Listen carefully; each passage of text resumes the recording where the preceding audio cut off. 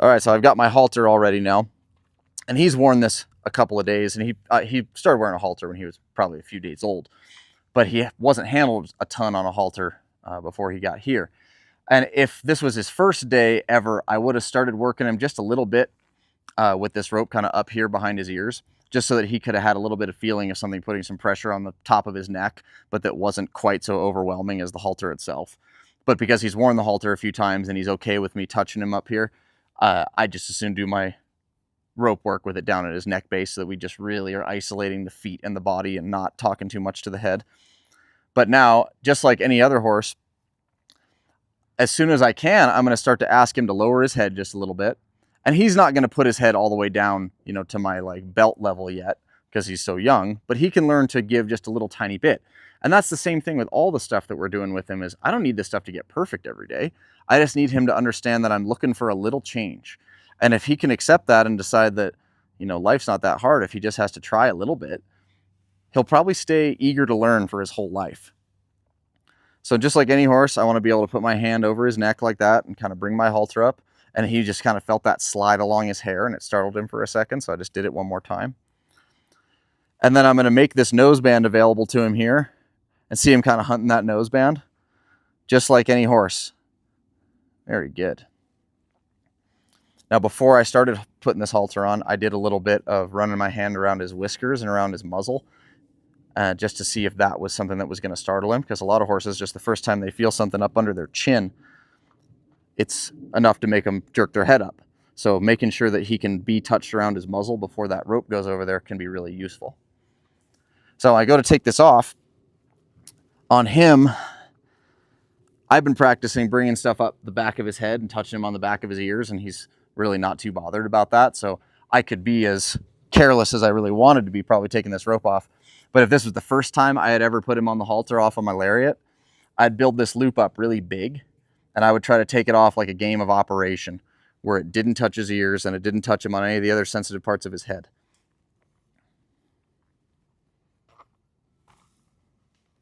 Hi, you're so precious. Yeah.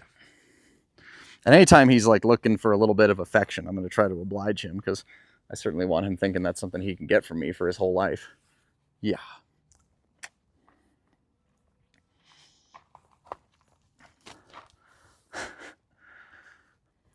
So I messed with him on the halter for maybe 5-10 minutes yesterday. And you'll see it's just all the exact same stuff at first as what we were doing on the lariat, where I just want to see, can I cause movement? And then what happens when he starts to feel the halter a little bit? And the first day I was working him in here like this. Hey, can you go? Can you go just a bit? There you go. The first day he walked forwards in here and he kind of felt a little tiny bit of pressure on his head with the halter. He just stopped. He went, oh, I'm stuck. I'm running into something. I can't go. And I just had to encourage him a little bit to keep walking. And then to start to figure out that if I step here, you know, and that's how much he weighs. That's hopefully how much he's going to weigh for his whole life, until he can figure out how to do that. Wonderful.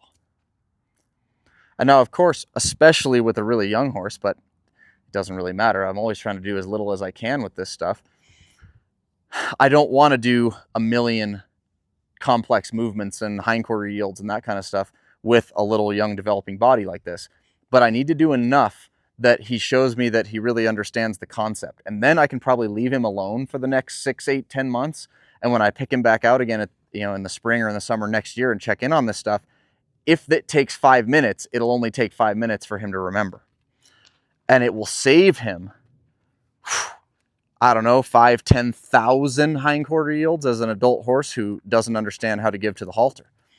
And it's going to put him in a position where if he ever gets stuck in a halter, or, gosh, maybe he gets away from somebody and that rope gets tangled around something, if it's just in his nature to feel that rope getting tight and go, oh, how do I arrange my body to not pull?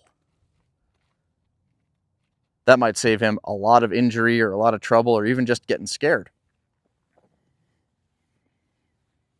But I don't need to do a whole lot more than that. That's pretty dang good.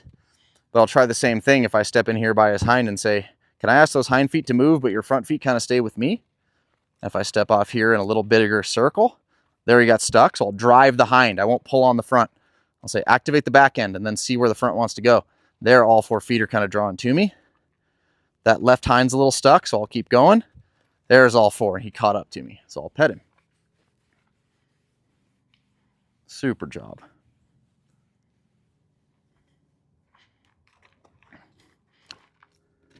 So, and while he's on the halter now, I'll kind of take the opportunity to get to any other parts of his body I wasn't really able to get to when I was working on the lariat. So I'm going to spend plenty of time rubbing the back of my hand in this cinch area. He hasn't been really too touchy about hardly anything, but some horses are going to have trouble with that. I want to see if there's anywhere on his body within reason that I can pet where he says, oh, that's ticklish. But we've been working at this the last few days and he's pretty content to be touched all over. If I do a little bit like this with kind of a soft palm where I'm kind of patting and just letting it land a little firmer, because that can startle some horses. I'll reach over his other side a little bit and rub down his other elbow. You know, all that stuff's just going to be golden when I go to saddle him in a few years.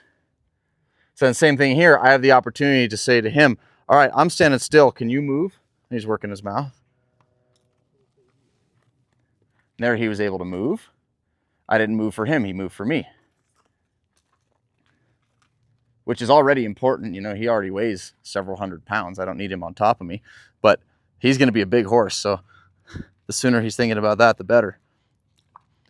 And see, he's pretty hooked on to me now. He's pretty interested in being close to me. So I'm going to do the same thing on this side. I might reach down his other side here and cozy up to him. Like I said, I want to pet on him really a lot, but I'm so staticky. There he's resting a hind foot. I really like seeing that. Yeah, he's letting me touch his belly. Super. So now here, instead of pulling on the halter, I'm going to say, move that end. And then the most obvious thing to do is move the front. Okay, so now I'm just going to give him a little lesson with my flag. He's seen this a few days, so it shouldn't be all that big of a deal. And because I've been asking him to shift back and come across in front and travel out and around me on my lariat and on this, I have no reason not to just start using this for all the same stuff. But the only reason he's going to be successful at this is because he's already figured out that he's in very little danger in his blind spot behind. And it's very, very difficult for horses to take the risk and shift back into that unknown blind spot behind them to get out and around to travel on a little bit of an arc if they haven't had that exposure. So if I step through here, just like he's any old horse, I say, hey, can you figure out how to come through here to my left? I'll tip his nose just a little bit. There's that reaching step. Beautiful. There, he really went out and around me. So I don't mind that he's going really slow here because I just keep checking in with him and saying, could you walk out a little bit? And right there, he said, no problem. I was just going slow because I was relaxed. Love to see it. This is another place where doing this in this little pen gives us a little bit of an advantage to help him not get confused, because the outside of the pen is kind of holding the outside of our circle for us. Whereas if I was trying to do this in a big empty space, it'd be pretty easy for him to start pulling on the halter to try to get a little more room. But he doesn't really feel like he needs it at the moment. Could you just go a little more here? Good. Okay, so now just like any horse, wave this up and down behind his hocks. He says that doesn't bug him at all. I'll bring him up and pet him with it. Good. And then I might step in here towards his hind. I might use my flag just a tiny bit. There, that was pretty nice. I'll go to him and pet him. And you'll see, just like any other horse, I'm simultaneously teaching him that the flag can comfort him and help him find some place to get settled. And it can make noise that he doesn't have to worry about. And it can move his feet. And all that's going to come down to whether or not my leading hand has any feel in it, and whether or not there's any presence in my body. That was pretty dang good. So same thing, he's flowing around pretty nice here to the right. He's looking to the inside. He's going united. So I'll just start to wave my flag up and down behind his hocks. Little tiny startle there, so I'll just make a note of it. Bring that up and pet him. I'll go back to that same thing again. There, that was nice and clean. And while he's walking, I might check in some other areas of his body. There in that cinch area especially, maybe down his flank. He says, oh, there, he got a little stuck, so I'll drive him.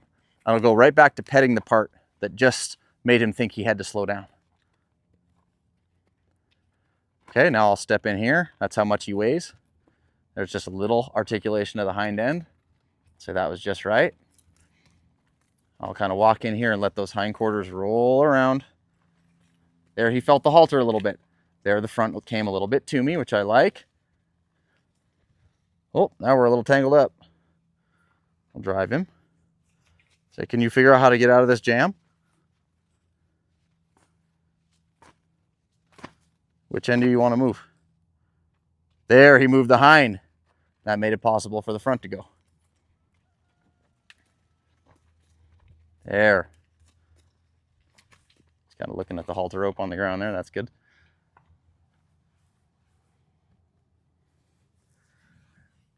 So that's about as good as I need a youngster to be. That's, you know, far more halter broke than many adult horses who've had full careers. I'll say, can you come across here? His hind end's probably gonna have to move first, like that. Yep. So this is a little horse who's had maybe in total like a half hour of instruction on the halter, who understands all of the concepts of how to operate his hind and front quarters on the halter pretty much completely. So for me, that's time well spent. So the last thing I want to do with him today, because I did this with him yesterday too, is I'm just going to take him on a little field trip outside the pen. We'll kind of take a walk to the arena and move around a little bit. And I'm almost giving him the opportunity here to find somewhere to get his feet stuck so that I can help him get unstuck. And some horses, it might be tough. You know, Kiara's back there filming and she's walking up behind his tail and he's barely noticing. He might be checking in over his shoulder to just see that there's somebody there. But for some youngsters, that might fry them.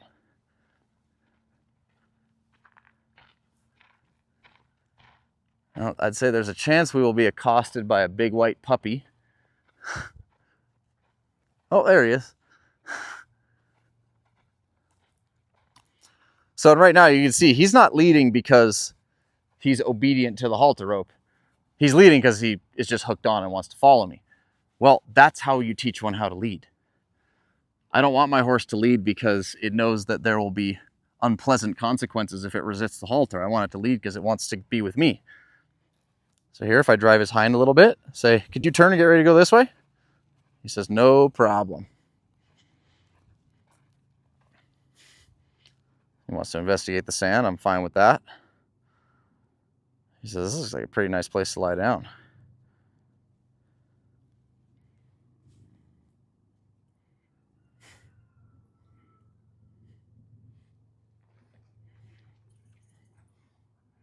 Look out, Felix.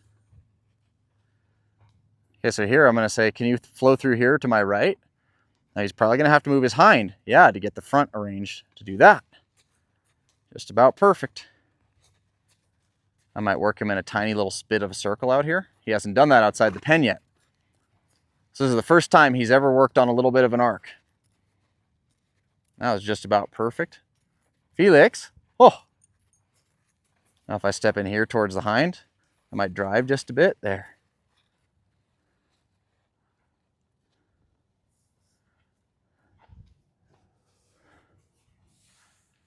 No trouble. I'll step back here towards his hind and say, can you move your feet? There's the hind. There's all four. So we'll go for a little walk this way. Look out, Felix. I don't mind this big puppy being in here. It's going to be in here his whole life, so you might as well get used to him. So now his feet are pretty freed up, so I'll travel a little ways. I notice I'm not walking too fast. I want him to win. I'll stop and pet him.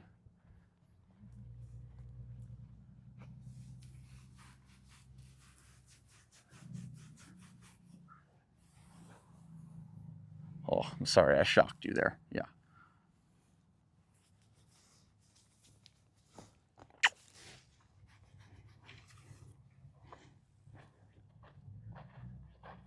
So can you move your hind?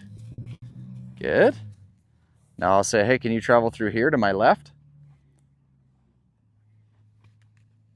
Very good. I'll ask him to travel in a little bit of an arc to my left for the first time. See, right there is what I was talking about with no fence. He says, how do I go forwards? There, he made it. No big deal. Okay, step in here towards the hind. There's the hind feet. Yeah, what a good boy. And that was kind of what I was waiting for, some kind of release out here, some kind of relaxation. And he's found it really easily today. Let him snuffle around on the ground a little bit, and then we'll take him home.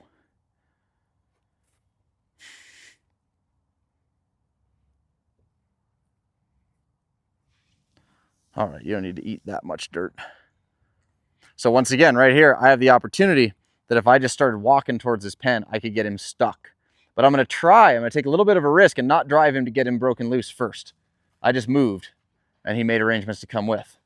And if I kind of take a little bit of a snaky track on our way home, I'm always going to be at a little bit of an angle where, worst case scenario, if he were to get stuck, I could step back towards his hind and say, there, move your hind feet. That's going to get you going again. Very good.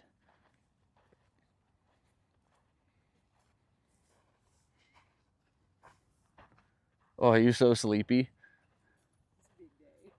He says, I'm very sleepy. So here you got a little stuck. I stepped off to the side. That eye hooked on a little bit again. He was able to move. There. But this guy doesn't ever have to learn how to get stuck. He can figure out that the halter and lead rope are always helping him go someplace he wants to be. So here I can get back here and say, move your feet. There. And it's the hind that helped the front move. I didn't put more pressure on the front.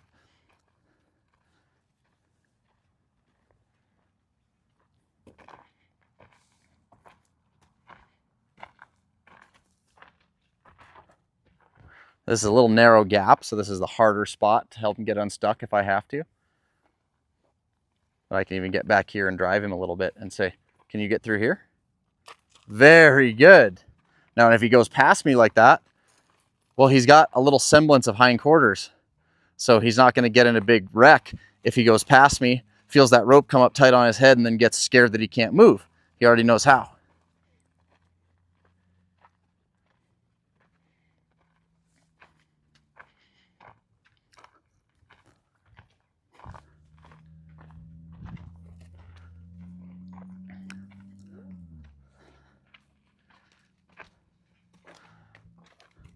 There, I stepped to the hip. He rolled over behind, just like he's going to do going through gates for his whole life once he's really halter trained.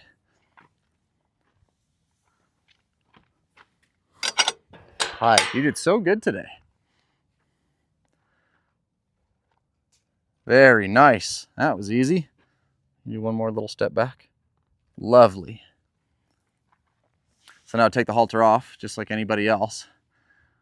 I'm going to ask him to lower his head a little bit. I'm doing that with just my hands. I'm not pulling on the halter because I want him to do that because of me, not because of the pressure of the rig. And I'm kind of using both hands to just put a little bit of kind of a soft rocking back and forth on his head with a little feel down like that. And when he explores down, I release and pet.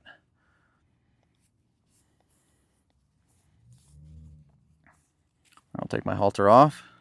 He stayed with me, so I don't have to hold on to him. I'll just pet him a little bit. That'll be that.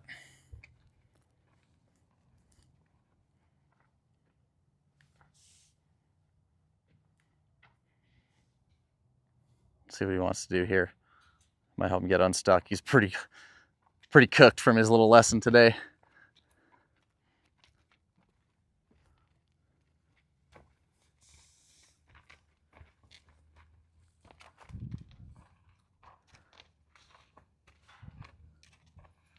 Yeah, he's still pretty hooked on.